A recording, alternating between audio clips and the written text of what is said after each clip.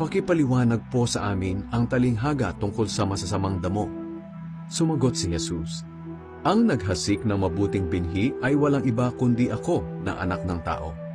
Ang bukid ay ang mundo, at ang mabuting binhi ay ang mga kabilang sa kaharian ng Diyos.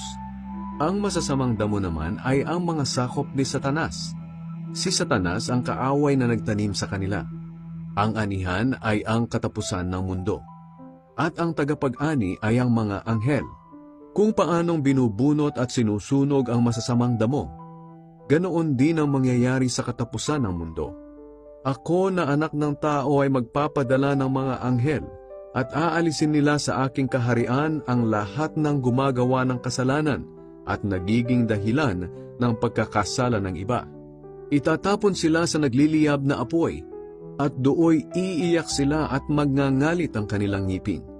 Pero ang matutuwid ay magniningning na parang araw sa kaharian ng kanilang Ama. Kayong mga nakikinig, dapat ninyo itong pag-isipan.